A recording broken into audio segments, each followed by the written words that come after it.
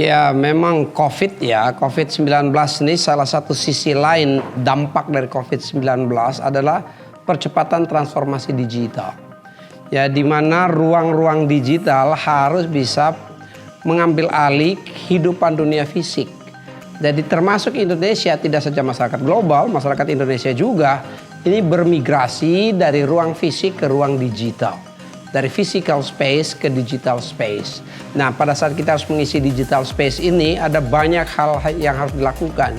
Digital space hanya bisa kita kelola dengan baik apabila prasyaratnya bisa kita penuhi terlebih dahulu.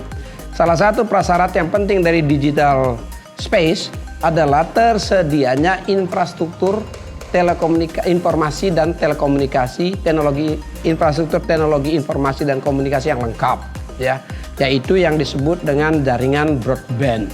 Mulai dari jaringan broadband, jaringan pita lebar ya, backbone, sampai dengan jaringan pita lebar middle mile dan jaringan pita lebar last mile yang menjangkau masyarakat. Nah, Indonesia masih perlu melengkapinya dengan membangun middle mile network dan last mile network. Kita juga ya harus melengkapi jaringan serat optik ke pita lebar tersebut dengan apa? Dengan melengkapi membangun microwave link di mana-mana di tempat-tempat yang tidak mungkin kita bangun fiber optik.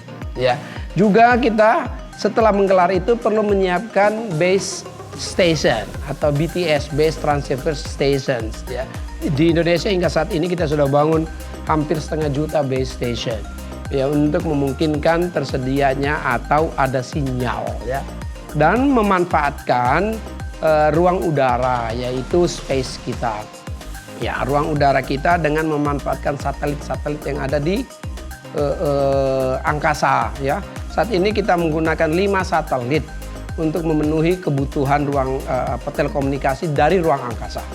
5 satelit itu yang dimiliki oleh perusahaan-perusahaan yang dedicated untuk kebutuhan Indonesia, ya, baik untuk memenuhi base stationnya, ya, radio frekuensi di situ maupun untuk kebutuhan akses internet untuk wilayah-wilayah yang tidak tersedia jaringan-jaringan fiber optik, ya. Dan kita juga ya harus memastikan bahwa di samping fiber optik, di samping infrastruktur TIK ya yang tadi saya sebutkan, ya, juga kita harus memastikan tersedianya payung-payung hukum yang memadai, legislasi primer yang memadai. Nah, kita perlu melengkapi ya setelah ada Undang-Undang ITE, ya, ada PP 71, ya, ada peraturan presiden terkait dengan SPBE, ya, Electronic Government, ya, dan seterusnya. Kita juga harus melengkapi dengan Undang-Undang Perlindungan Data Pribadi yang saat ini proses politiknya sedang dilakukan di DPR. Saya berharap bahwa RUU PDP dapat segera disahkan menjadi undang-undang sehingga hak-hak rakyat terkait dengan data itu bisa kita lindungi dengan baik.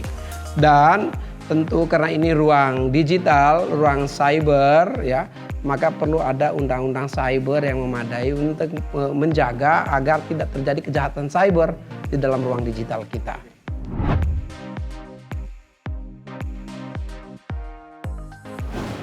Membangun infrastruktur itu adalah menjadi bagian dari tugas pentingnya operator seluler. Ya, dan ekosistem di operator seluler. Karena mereka diberikan izin untuk penyelenggaraan telekomunikasi sekaligus ya membangun infrastruktur telekomunikasi. Tetapi tentu ya semua operator seluler sebagaimana di negara-negara lain, di Indonesia juga namanya juga operator seluler ya pasti menghitung betul pertimbangan komersial, keekonomian, return on investment, ya. Indonesia ini tidak semua wilayah itu secara komersial viable. Ada wilayah 3T, terluar, terdepan, tertinggal. Yang secara komersial mungkin sulit investasi apalagi belanja capital expenditure yang dilakukan oleh operator seluler. Itu di tempat-tempat itu kapan pengembalian investasinya? Perlu waktu yang panjang. Disinilah perlu kehadiran negara. Kehadiran negara melalui Badan Layanan Umum Kominfo yang disebut Bakti, ya, untuk menyediakan ya infrastruktur telekomunikasi dan informatika di wilayah-wilayah 3T yang saat ini sedang kita bangun. Dan ini membutuhkan waktu yang panjang, membutuhkan biaya yang besar. Tidak saja melalui menggelar fiber optik, ya, tidak saja dengan memasang jaringan-jaringan microwave link, tetapi juga harus menempatkan satelit-satelit tambahan. Saat ini Kominfo sedang merencanakan meletakkan satu satelit multifungsi, ya high throughput satellite namanya, ya, sebesar 150 gigabit, ya di satelit orbit kita, ya, yang kita harapkan nanti pada kuartal kedua atau kuartal ketiga tahun 2023 sudah bisa berfungsi komersial. Nah, tapi dalam jangka pendek ini tentu ada banyak langkah-langkah yang diambil, ya, bagaimana untuk memberikan akses internet kepada masyarakat. Bagi wilayah-wilayah yang sudah dibangun fiber optik, maka di situ tentu sudah tersedia internetnya. Tinggal disesuaikan dengan daya beli masyarakat, ya. Nah, kalau ada akses internet, ada jaringan fiber optik, itu kapasitasnya besar sekali. Nah, bagi yang masyarakat mampu bisa membelikan kapasitas yang besar, bagi masyarakat yang kurang mampu tentu kapasitas yang lebih kecil. Itulah yang dikenal dengan paket-paket internet. Mulai dari yang gratis sampai yang berbayar harga mahal. Tapi bagi wilayah-wilayah yang belum ada jaringan fiber optik, ya, maka di situ harus disediakan melalui akses internet. Melalui kapasitas satelit, ya, akses internet ini dengan memanfaatkan satelit.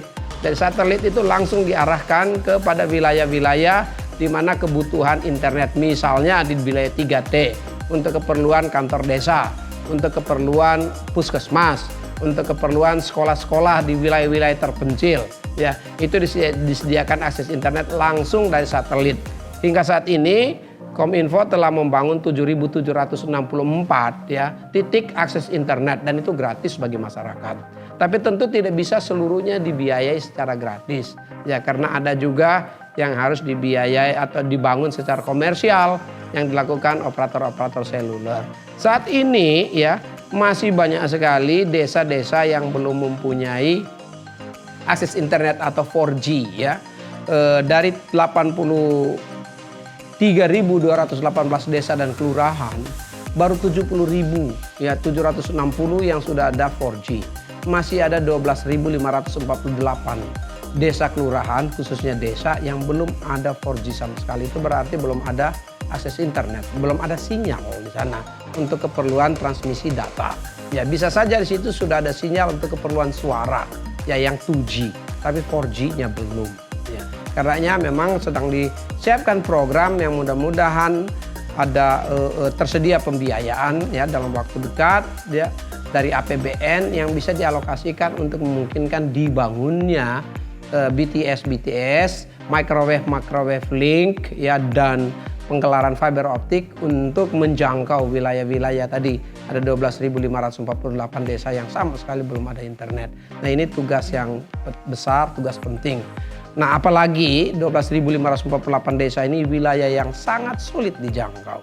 Ya, hampir tidak mungkin lagi menggelar fiber optik. Naik, ya, itu ada di gunung, menyeberang sungai, melewati lembah, ada ngarai, ya, yang begitu sulitnya. Disinilah barangkali perlu kita nanti tempatkan, ya, microwave link, ya, radio microwave link yang menghubungkan titik yang satu dengan titik yang lain agar internet bisa tersedia di wilayah-wilayah terpencil. Itu ada 9.113 desa di wilayah terpencil yang harus diperhatikan.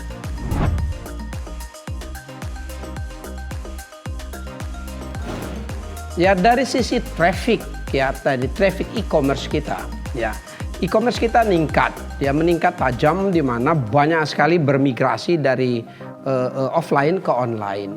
Tetapi peningkatan migrasi itu belum sejalan dengan peningkatan nilai transaksi. Ya, kita perlu mendorong juga nilai transaksi. Makanya Bapak Presiden mengingatkan betul bahwa, ya, daya beli masyarakat ini harus dijaga. Ya, diukur dari mana? Pada saat di mana peningkatan volume transaksinya bertambah, harusnya juga peningkatan nilai transaksinya juga bertambah, ya.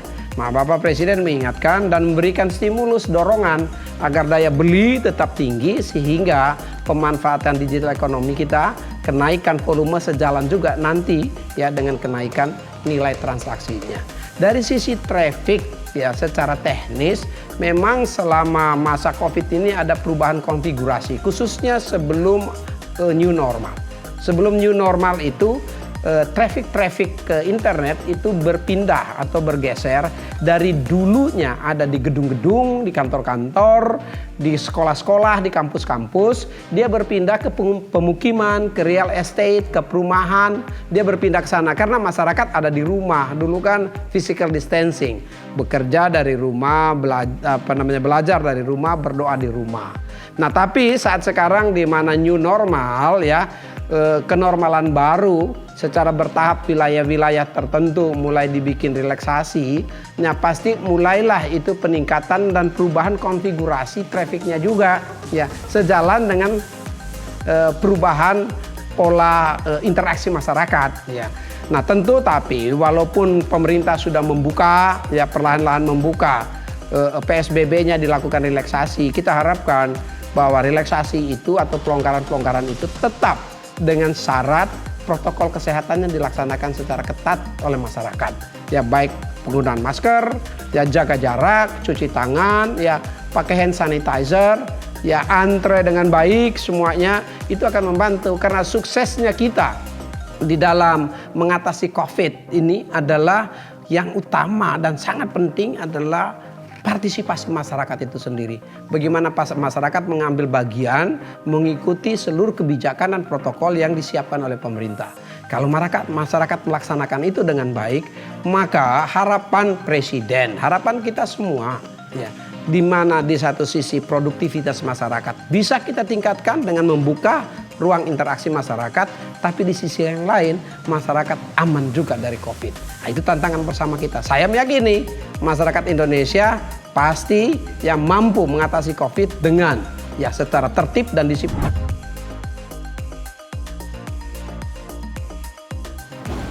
Ya, yang pertama pasti kepada platform digital ya untuk selalu harus memperhatikan teknologi security. Ya, teknologi security harus betul-betul diperhatikan. Jangan segan-segan investasi untuk meningkatkan security system di platform-platform digital. Karena apa? Aksi unethical hacking ya, yaitu hacker-hacker yang tidak melaksanakan yang berlawanan dengan aturan hukum, yang mencoba untuk melakukan breach dan leak data ya, data breach, data leak itu untuk mengambil data secara tidak sesuai aturan. Nah, ini harus diatasi dengan menyiapkan teknologi security yang memadai. Juga jangan lupa investasi di sumber daya manusia di bidang security ya, security system agar apa? Agar sistem platformnya itu bisa terjaga dengan baik. Saat ini ya Covid mendorong transformasi digital yang dipercepat. Kita juga harapkan bahwa melalui program-program di Indonesia yang dikenal dengan Bangga Buatan Indonesia ya, kita bisa menghantar ya UMKM dan ultramikro ya untuk bermigrasi dari offline ke online, dari pasar fisik ke pasar digital atau daring e-commerce ya, daring bisnis atau e-commerce ya, menjadi merchant ya, masuk di platform-platform digital dan memanfaatkan digital ekonomi kita dengan baik. Nah, untuk itu kita mendorong agar ya sisi produksi daripada UMKM diperhatikan dengan baik, ditingkatkan kualitasnya, logistik yang memungkinkan transportasi dari hasil-hasil produksi dari UMKM dan ultramikro kita bisa cepat menjangkau konsumennya, dan konsumen untuk bangga buatan Indonesia. Ya, jangan lagi branded itu melihat kalau diproduksi oleh merek-merek tertentu dari luar negeri gitu dianggap hebat. Saat ini sulit itu. Karena apa? Negara-negara itu juga mengalami masalah Covid yang tidak mudah juga untuk memproduksi dan ekspor. Kita saatnya ya mengembangkan yang kita sebut dengan bangga buatan Indonesia. Ruang digital ekonomi kita harus kita isi dengan kemampuan produksi ekonomi masyarakat kita sendiri, UMKM dan ultramikro sendiri di Indonesia. Jangan sampai ya ruang digital kita, ekonomi digital kita ya diisi oleh ya UMKM dan ultramikro dari bangsa-bangsa atau negara lain. Ya, kita harus jaga betul agar kita isi dengan produk-produk kita yang kualitas produknya baik, ya, harganya terjangkau, delivery-nya pun ya kompetitif, sehingga pasar dalam negeri, konsumsi dalam negeri ya secara bertahap juga beralih ya mencintai dan bangga buatan Indonesia sendiri. Dengan demikian, maka kita mendorong soko guru penting dari perekonomian nasional kita, karena 60% dari GDP nasional kita didukung oleh UMKM. Ya, dengan kita bangga buatan Indonesia, kita mendorong UMKM kita untuk migrasi masuk ke ekonomi digital, ke ruang digital, ke e-commerce, maka kita memperkuat soko guru ekonomi nasional kita.